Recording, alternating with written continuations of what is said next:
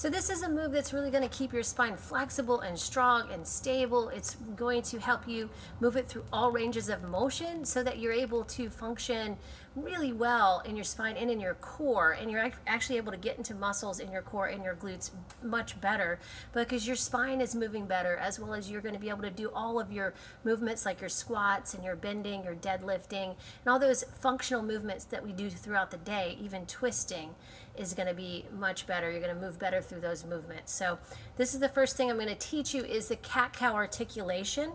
So what we want to do is we want to start with our back nice and flat.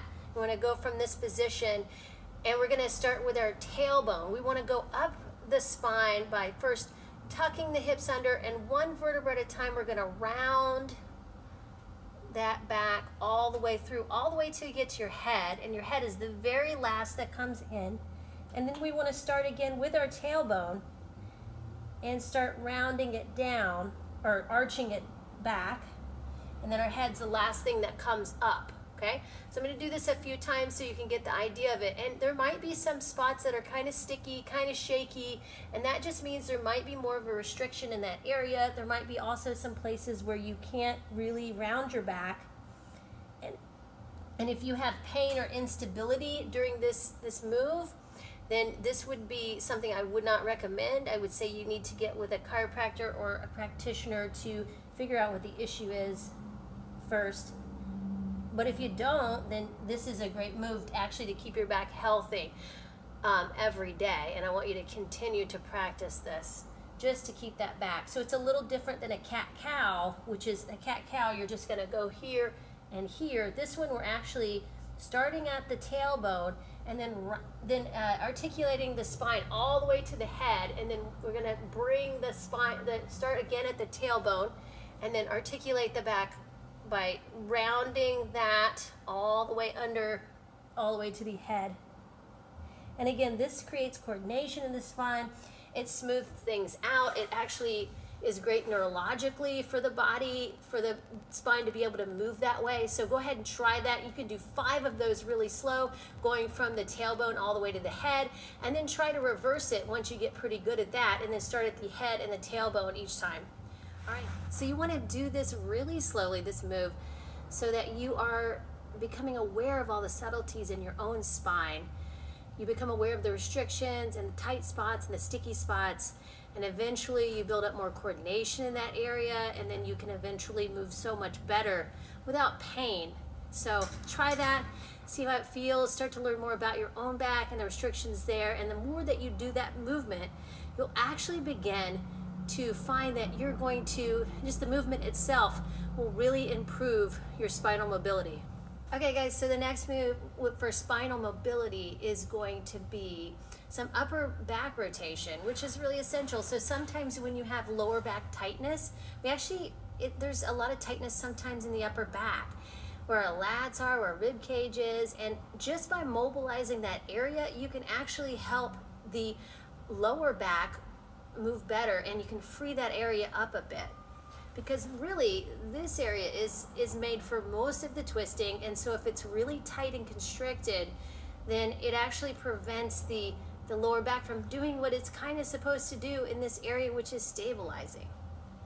So I use this move a lot with my clients. It's really easy to do, and it's a dynamic movement. So we're going to move through it because we're going to do it in the beginning of the workout. It's called open book. And what you're going to do is you're going to bring this bottom hand over the knees. Make sure your knees are together. One's not over the other like that. They're both stacked up on top of each other. You're going to start with your hands here, and then the bottom hand is going to come over the knee. And then from here, you're just going to stretch this arm straight out to the side. Look over towards the hand. And while you're doing this, keep your knees together.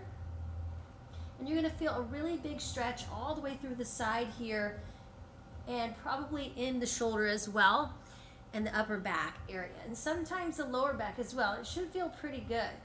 And just go, to where you comfortably can go. Don't push it too hard, and just move through this 10 times on each side.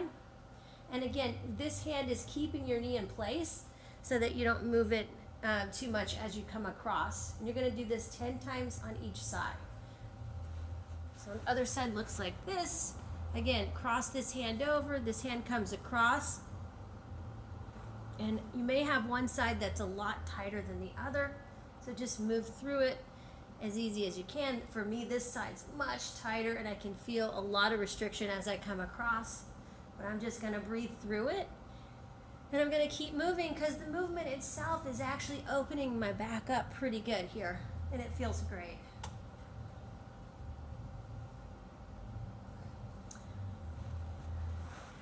All right, so try that, see how it feels. That's a great way to warm up. It's also a great way to wind down, and you can do it anytime. Okay, and the third part of the spinal mobility routine is going to be, basically, we're gonna do, again, we're gonna isolate that upper back.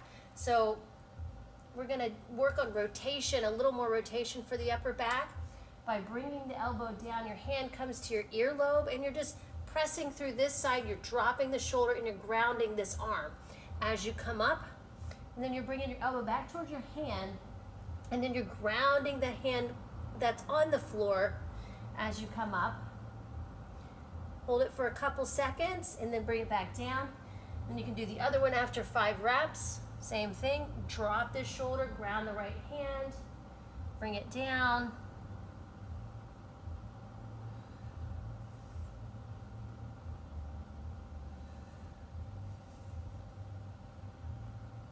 Okay, so that's a great way also to really open up the back. And again, if you're opening up this rib cage area and the upper back area, it's gonna make it more easy for you to eliminate that lower back tightness or pain, because you have a lot more mobility and space here to move, so that frees up the lower back. It doesn't have to do any movement, any extra movement here. It can actually just stabilize for you, and you can have access to your glutes. And we'll get into that, the glute and the strengthening part, a little bit later.